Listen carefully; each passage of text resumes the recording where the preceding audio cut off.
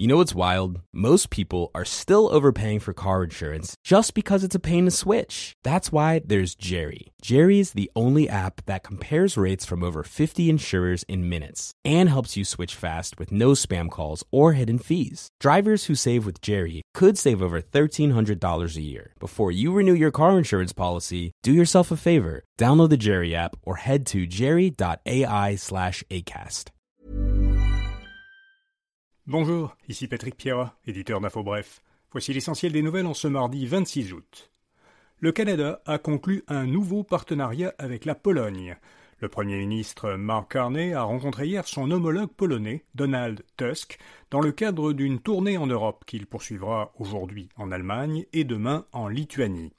Le nouveau partenariat signé par les deux premiers ministres vise à renforcer les liens entre le Canada et la Pologne en matière de commerce, défense et sécurité énergétique.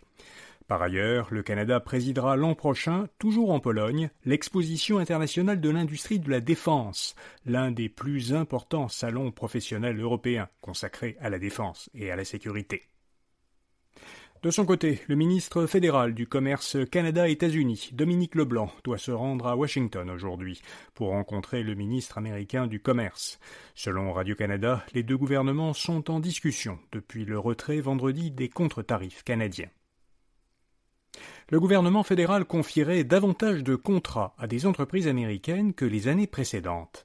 Selon des informations obtenues par la presse, en un peu plus de 6 mois, entre le 20 janvier et le 31 juillet, le gouvernement Carney a attribué 146 contrats à des entreprises des États-Unis pour un total de 946 millions de dollars.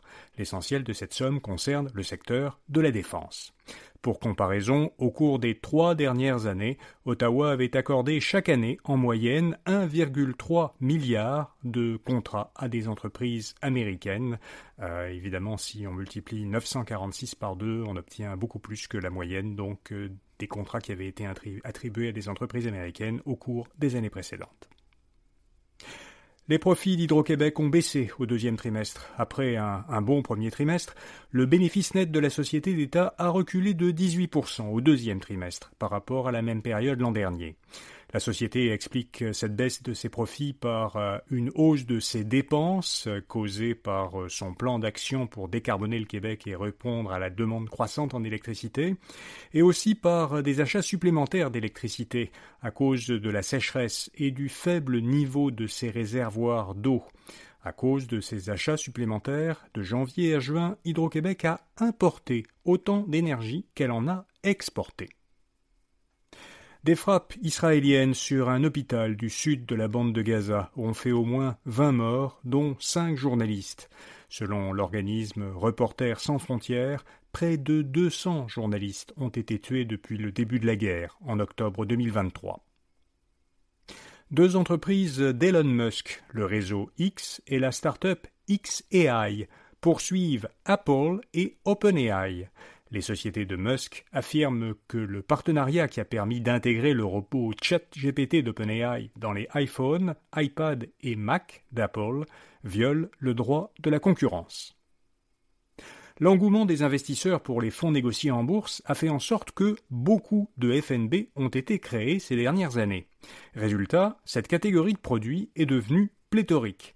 Selon la firme de recherche américaine Morningstar, il y a aujourd'hui aux États-Unis plus de FNB que de sociétés cotées en bourse. 4300 FNB au total contre 4200 sociétés cotées en bourse. Les investisseurs américains continuent à miser sur les actions américaines. Depuis le début de l'année, les investisseurs canadiens ont injecté 124 milliards de dollars dans l'achat d'actions américaines, selon une compilation de la financière Banque nationale citée par l'agence Bloomberg.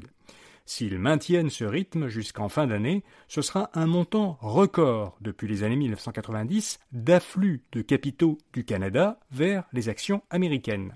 Le paradoxe, c'est que depuis le début de l'année, les actions américaines n'ont pas fait mieux que les actions canadiennes. Au contraire, l'indice boursier canadien S&P/TSX a réalisé une performance nettement supérieure à celle de l'indice américain S&P 500. Au 22 août, on n'était pas très loin de plus 15% pour le S&P/TSX contre environ plus 10% pour le S&P 500.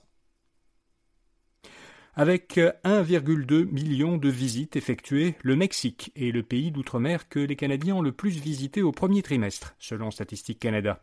La République dominicaine est arrivée en deuxième position et la Chine a pris la troisième place avec 100 000 visites de plus que durant la même période l'an dernier.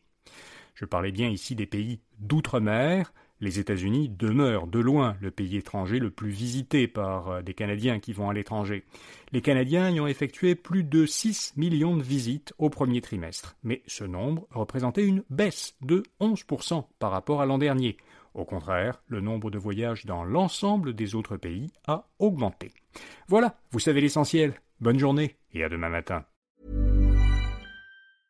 AI is transforming customer service. It's real and it works. And with Fin, we've built the #1 AI agent for customer service. We're seeing lots of cases where it's solving up to 90% of real queries for real businesses. This includes the real-world complex stuff like issuing a refund or cancelling an order. And we also see it when Fin goes up against competitors. It's top of all the performance benchmarks, top of the G2 leaderboard, and if you're not happy, we'll refund you up to $1 million, which I think says it all. Check it out for yourself at fin.ai.